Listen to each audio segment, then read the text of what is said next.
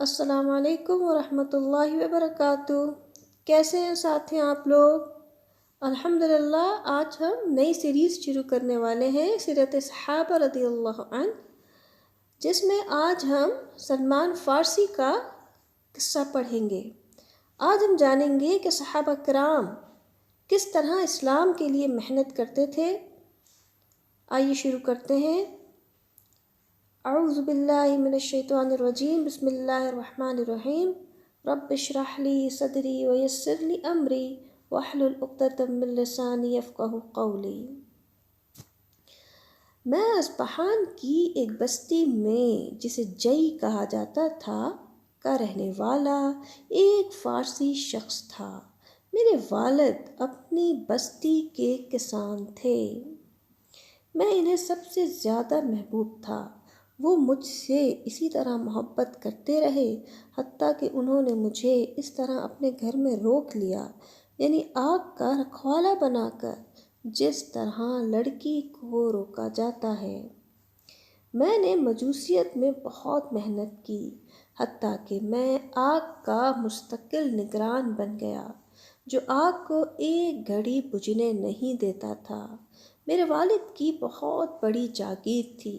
ایک دن وہ گھر کے کام کاج میں مصروف تھے، مجھ سے کہنے لگے، بیٹے آج میں گھر میں کام میں مصروف ہوں، آپ جاگیر کا چکر لگا آؤ، اور کچھ باتوں کا کہا۔ میں ان کے کام سے نکلا۔ میں عیسائیوں کے ایک کلیسے کے پاس سے گزرا۔ میں نے ان کی آواز سنی، وہ نماز پڑھ رہے تھے۔ میں لوگوں کے معاملات کو نہیں جانتا تھا کیونکہ میرے والد نے مجھے ہمیشہ گھر تک محدود رکھا تھا۔ جب میں ان کے پاس سے گزرا اور ان کی آوازیں سنی تو ان کے پاس چلا گیا تاکہ دیکھوں کہ وہ کیا کر رہے ہیں۔ جب میں نے انہیں دیکھا تو مجھے ان کی نماز اچھی لگی اور ان کے معاملے میں دلچسپی ہونے لگی۔ میں کہنے لگا، واللہ یہ اس دین سے بہتر ہے جس پر ہم ہیں۔ واللہ میں نے غروب آفتاب تک انہیں نہیں چھوڑا اور والد کے کہنے کے مطابق جاگیر پر بھی نہیں گیا۔ میں نے ان سے کہا، اس دین کی اصل کہاں ہے؟ وہ کہنے لگے، شام میں۔ پھر میں اپنے والد کے پاس آنے لگا جو میری تلاش میں چند لوگ بھیج چکے تھے۔ میں نے ان کو ان کے کام سے بھی مصروف کر دیا تھا۔ جب میں ان کے پاس پہنچا تو انہوں نے پوچھا، بیٹے کہاں تھے؟ کیا میں نے تمہیں کام سے نہیں بھیجا تھا؟ میں نے کہا، ابا جان میں کچھ لوگوں کے پاس سے گزرا جو اپنے کلیسے میں نماز پڑھ رہے تھے۔ میں نے ان کا طریقہ دیکھا تو مجھے بہت اچھا لگا۔ میں سورج غروب ہونے تک ان کے پاس ہی تھا۔ انہوں نے کہا، بیٹے اس دین میں کوئی خیر نہیں، تمہارا اور تمہارے آبا کا دین اس سے بہتر ہے۔ میں نے کہا، ہرگز نہیں، اللہ کی قسم وہ ہمارے دین سے بہتر ہے۔ وہ میرے بارے میں خوفزدہ ہو گیا کہ کہیں میں ان کا دین نہ قبول کر لوں اور میرے پاؤں میں بیڑیاں ڈال دیں۔ پھر مجھے اپنے گھر میں قید کر دیا۔ عیسائیوں نے میرے پاس پیغام بھیجا تو میں نے کہا کہ جب تمہارے پاس شام کے عیسائی تاجروں کا قافلہ آئے تو مجھے اطلاع دینا۔ جب ان کے پاس شام کے عیسائی تاجروں کا قافلہ آیا تو انہوں نے مجھے اطلاع دی۔ میں نے کہا، جب وہ اپنے کام سے فارغ ہو کر جانے لگے تب مجھے خبر دینا۔ پھر جب وہ واپس جانے لگے تو انہوں نے مجھے بتایا۔ میں نے اپنے پاؤں سے بیڑیاں نکالیں اور ان کے ساتھ شام آ گیا۔ جب میں شام پہنچا تو میں نے کہا، اس دین کے ماننے والوں میں سب سے بہترین شخص کون ہے؟ لوگوں نے کہا، کنیسہ کا پادری۔ میں اس کے پاس آیا اور کہا، مجھے اس دین کا شوق ہوا ہے اور میں چاہتا ہوں کہ کنیسہ میں آپ کے ساتھ رہوں، کنیسہ میں آپ کی خدمت کروں، آپ سے تعلیم حاصل کروں اور آپ کے ساتھ نماز پڑھوں۔ اس نے کہا، آ جاؤ۔ میں اس کے ساتھ اندر چلا گیا۔ وہ ایک برا آدمی تھا، لوگوں کو صدقے کی ترغیب دیتا تھا۔ جب لوگ صدقے کی چیزیں جمع کر کے اس کے پاس لاتے تو تو اپنے پاس محفوظ کر لیتا اور مسکینوں کو اس میں سے کوئی چیز نہ دیتا، حتیٰ کہ اس نے سونے چاندی کے 7 مٹکے بھر لیے۔ اسے ایسا کرتے دیکھ کر مجھے اس پر سخت غصہ آیا، پھر وہ مر گیا۔ عیسائی اسے دفنانے کے لیے جمع ہوئے۔ میں نے ان سے کہا، یہ ایک برا آدمی تھا، یہ تمہیں صدقے کا حکم اور ترغیب دیتا تھا۔ جب تم صدقہ اس کے پاس لاتے تو اپنے لیے رکھ لیتا اور مساکین کو اس میں سے کوئی چیز نہ دیتا۔ لوگوں نے کہا، یہ بات تمہیں کس نے بتائی؟ میں نے کہا، میں تمہیں اس کے خزانے تک لے چلتا ہوں۔ لوگوں نے کہا، ٹھیک ہے، تم اس کا خزانہ ہمیں دکھاؤ۔ میں نے اس کے خزانے کی جگہ انہیں دکھائی۔ انہوں نے وہاں سے سونے چاندی کے بھرے ہوئے 7 مٹکے نکالے۔ جب انہوں نے وہ مٹکے دیکھے تو کہا کہ واللہ ہم تو اسے کبھی دفن نہیں کریں گے۔ لوگوں نے اسے سولی چڑھا دی، پھر اسے پتھروں سے رجم کر دیا، پھر ایک دوسرے آدمی کو لا کر اس کی جگہ مقرر کر دیا۔ میں نے 5 نمازیں نہ پڑھنے والوں میں سے ایسا کوئی آدمی نہیں دیکھا، دنیا میں انتہائی بے رغبت، آخرت کی طرف رغبت رکھنے والا، دن اور رات عبادت میں انتہائی محنت کرنے والا۔ میں اس سے اتنی محبت کرنے لگا کہ اس سے پہلے کسی سے نہ کی تھی۔ میں کافی عرصہ اس کے ساتھ رہا۔ جب وہ فوت ہونے لگا تو میں نے اس سے کہا، اے فلاں، میں تمہارے ساتھ رہا اور تم سے اتنی محبت کی جتنی پہلے کسی سے نہ کی تھی، اور اب آپ کے لیے اللہ کا حکم آ پہنچا ہے۔ اب کس شخص کی طرف جانے کا مجھے حکم دیتے ہیں، اور میرے لیے آپ کا کیا حکم ہے؟ اس نے کہا، بیٹے، واللہ آج کے دن میں کسی اور کو اس دین پر نہیں دیکھتا جس پر میں ہوں۔ لوگ ہلاک ہو گئے اور انہوں نے دین میں تبدیلیاں کر لیں اور ان اکثر چیزوں کو چھوڑ دیا جن پر اسلاف تھے، سوائے ایک شخص کے جو موصل میں ہے۔ اس کا خاص نام بتایا، وہ اسی دین پر ہے جس پر میں ہوں، اور اس سے جا کر ملو۔ جب وہ مر گیا اور اسے دفنا دیا گیا تو میں موصل والے شخص کے پاس پہنچ گیا۔ اس سے کہا کہ اے فلاں شخص نے اپنی موت کے وقت مجھے وصیت کی تھی کہ میں تم سے ملوں، اور اس نے مجھے بتایا تھا کہ تم اس کے دین پر ہو۔ میں اس کے پاس ٹھہرا رہا۔ میں نے اسے بھی اپنے ساتھی کے دین پر عمل کرنے والا بہترین آدمی پایا۔ ابھی تھوڑا ہی وقت گزرا تھا کہ اس کی موت کا وقت آ گیا۔ جب اس کی وفات کا وقت آیا تو میں نے اس سے کہا، اے فلاں شخص نے مجھے تمہاری طرف بھیجا تھا۔ اب تمہارے پاس بھی اللہ کا حکم آ گیا ہے۔ اب مجھے کس شخص کی طرف جانے کی وصیت کرتے ہیں اور مجھے کیا حکم دیتے ہیں؟ اس نے کہا، بیٹے، واللہ میرے علم میں کوئی ایسا شخص نہیں جو اس دین پر ہو جس پر ہم تھے، سوائے ایک شخص کے جو نسیبن میں ہے۔ فلاں نام ہے، اس سے جا کر ملو۔ جب وہ مر گیا اور اسے دفنا دیا گیا تو میں نسبین والے سے جا ملا۔ میں اس کے پاس آیا اور اپنا واقعہ بتایا، اور میرے ساتھی نے مجھے جو حکم دیا تھا، اس نے کہا، ٹھیک ہے، میرے پاس ٹھہرو۔ میں نے اس کے پاس قیام کیا اور اسے بھی اپنے دونوں ساتھیوں کے دین پر پایا۔ میں نے ایک بہتر شخص کے ساتھ قیام کیا۔ واللہ ابھی تھوڑا ہی وقت گزرا تھا کہ اس کی موت کا وقت بھی آ گیا۔ جب اس کی موت کا وقت آیا تو میں نے اس سے کہا، اے فلاں شخص نے مجھے فلاں کی وصیت کی، پھر اس نے مجھے تمہاری طرف وصیت کی۔ تم کس شخص کی طرف جانے کی وصیت کرتے ہو اور مجھے کیا حکم دیتے ہو؟ اس نے کہا، بیٹے، واللہ میرے علم میں نہیں کہ ہمارے دین پر کوئی شخص باقی ہے جس کے بارے میں تمہیں کہوں کہ تم اس کے پاس جاؤ، سوائے ایک آدمی کے جو اموریہ میں ہے۔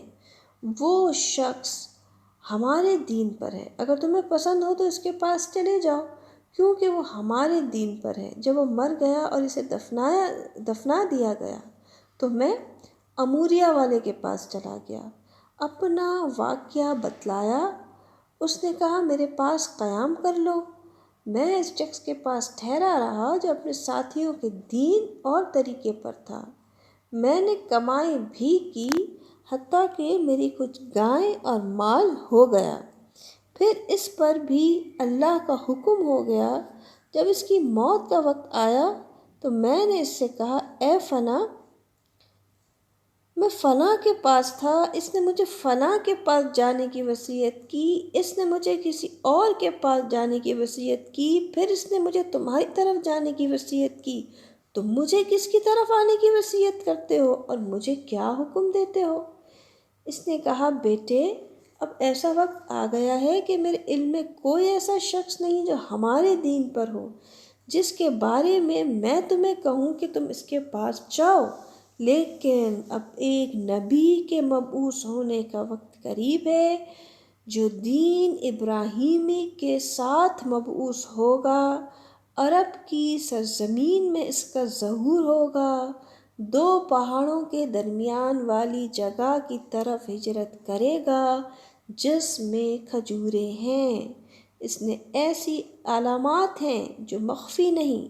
تحفہ قبول کرے گا، صدقہ نہیں کھائے گا، اس کے کاندھوں کے درمیان مہر نبوت ہوگی۔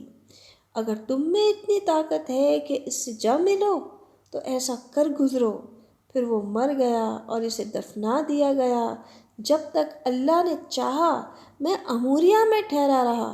پھر بنو کلب کا ایک تجارتی قافلہ میرے پاس سے گزرا تو میں نے ان سے کہا، تم مجھے سرزمین عرب تک لے چلو، میں اپنی ساری گائیں اور بکریاں تمہیں دے دوں گا۔ انہوں نے کہا، ٹھیک ہے۔ میں نے انہیں ساری گائیں اور بکریاں دے دیں اور انہوں نے مجھے سوار کر لیا، حتیٰ کہ جب وادی قرا میں پہنچے تو مجھ پر ظلم کرتے ہوئے ایک یہودی شخص کے ہاتھ غلام بنا کر بیچ دیا۔ میں اس کے پاس ٹھہرا رہا، میں نے کھجوریں دیکھیں، مجھے امید تھی کہ یہ وہی شہر ہے جس کے بارے میں مجھے میرے ساتھی نے بتایا تھا، لیکن ابھی مجھے پختہ یقین نہیں تھا۔ میں اس یہودی کے پاس ہی تھا کہ بنی قریظہ سے تعلق رکھنے والا اس کا چچا کا بیٹا مدینے سے اس کے پاس آیا اور اس سے مجھے خرید لیا اور مدینے لے آیا۔ واللہ جب میں نے وہ علاقہ دیکھا تو اپنے ساتھی کے بتائے ہوئے وصف کی بنا پر اسے پہچان لیا۔ میں وہیں ٹھہرا رہا۔ اللہ نے اپنے رسول کو مکہ میں مبعوث کر دیا اور وہ مکہ میں قیام پذیر رہا جب تک اللہ نے چاہا۔ میں غلامی کی مصیبت میں ہونے کی وجہ سے اس کا تذکرہ نہیں سن سکا۔ پھر اس نے مدینے کی طرف ہجرت کی۔ واللہ میں کھجور کی چوٹی پر چڑھا کوئی کام کر رہا تھا، میرا مالک نیچے بیٹھا ہوا تھا۔ اچانک اس کے چچا کا بیٹا اس کے سامنے آ کر کھڑا ہو گیا اور کہنے لگا، اللہ بنی قیلہ کو برباد کرے، وہ اس وقت قبا میں اس شخص کے پاس جمع ہو رہے ہیں جو آج مکہ سے آیا ہے۔ ان کا خیال ہے کہ وہ نبی ہے۔ جب میں نے یہ بات سنی تو مجھ پر کپ کپی طاری ہو گئی، حتیٰ کہ ایسا محسوس ہونے لگا کہ میں اپنے مالک کے اوپر گر جاؤں گا۔ میں نیچے اترا اور اس کے چچا کے بیٹے سے پوچھنے لگا، تم کیا کہہ رہے تھے؟ تم کیا کہہ رہے تھے؟ میرا مالک غصہ ہو گیا اور ایک شدید قسم کا گھونسا رسید کر دیا۔ پھر کہنے لگا، تمہیں اس سے کیا سروکار؟ اپنے کام پر توجہ دو۔ میں نے کہا، کچھ نہیں، میں تو ویسے ہی یہ بات پوچھ رہا تھا۔ میرے پاس کچھ سامان تھا جو میں نے جمع کیا تھا۔ شام ہوئی تو میں وہ سامان لے کر رسول اللہ کے پاس پہنچا۔ آپ قبا میں تھے۔ میں آپ کے پاس آیا تو کہا، مجھے خبر ملی ہے کہ آپ نیک آدمی ہیں اور آپ کے ساتھ آپ کے غریب حاجت مند ساتھی ہیں۔ میرے پاس یہ کچھ سامان صدقے کے لیے ہے تو میرے خیال میں آپ اس کے زیادہ حقدار ہیں۔ میں نے وہ سامان آپ کی طرف بڑھا دیا۔ آپ نے اپنے صحابہ سے کہا، کھاؤ، اور اپنا ہاتھ روک لیا۔ آپ نے اس میں سے نہیں کھایا۔ میں نے اسے اپنے دل میں کہا، یہ پہلی نشانی ہے۔ پھر میں واپس لوٹ آیا اور کچھ چیزیں جمع کی۔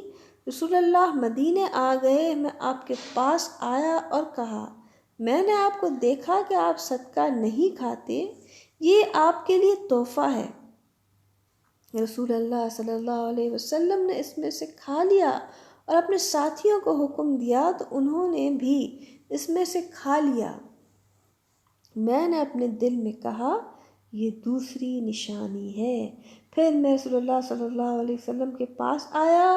آپ بقی غرقت میں تھے اور اپنے کسی صحابی کے جنازے میں شریک تھے۔ آپ کے اوپر 2 چادریں تھیں اور آپ صحابہ میں بیٹھے تھے۔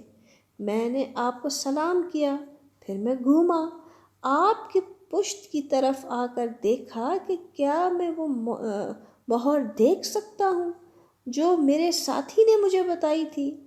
جب رسول اللہ صلی اللہ علیہ وسلم نے مجھے اس طرح گھومتے دیکھا تو جان گئے کہ میں ایسی چیز کا ثبوت تلاش کر رہا ہوں جو مجھے بیان کی گئی ہے۔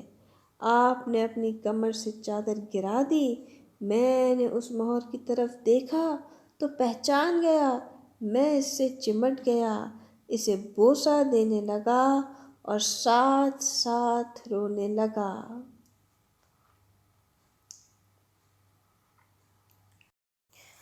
مجوسیت سے کلیسے تک کا سفر۔ پھر بیڑیوں کے باوجود حق کی تلاش نہ چھوڑی اور والد کی ساری جاگیر چھوڑ شام کی جانب روانہ ہوئے۔ کنیسا کے پادری کے پاس پہنچے، وہاں سے پھر موصل پہنچے، وہاں سے نسیبن پہنچے، وہاں سے اموریا گئے، وہاں واپسی پر غلام بن گئے، لیکن مدینہ پہنچ گئے اور بالآخر آخری نبی صلی اللہ علیہ وسلم کی 3 نشانیاں خود مشاہدہ کیں اور دل کا اطمینان نصیب ہوا۔ آج کی کہانی میں ہم نے یہ سیکھا کہ انسان کو کبھی کوشش نہیں چھوڑنی چاہیے۔ جی ساتھیو، الحمدللہ انشاءاللہ تعالیٰ اس کا PDF میں نے ڈسکرپشن میں ڈال دینا ہے، تو آپ وہاں سے اپنا یہ PDF حاصل کر سکتے ہیں، جس کے ذریعے سے آپ اس پوری حدیث کا خود بھی مطالعہ کر سکتے ہیں، جس سے انشاءاللہ آپ کی ریڈنگ اسکلز اچھی ہوں گی۔ فیملی اور فرینڈس کے ساتھ شیئر کر سکتے ہیں انشاءاللہ۔ علم کے سفر میں ہمارے ساتھ رہنے کے لیے چینل کو سبسکرائب کیجیے۔ اپنا بہت زیادہ خیال رکھیے گا۔ اگلی کہانی تک کے لیے مجھے اجازت دیجیے۔ سبحانک اللہم و بحمدک، نستغفرک و نتوب الیک۔ السلام علیکم ورحمۃ اللہ وبرکاتہ۔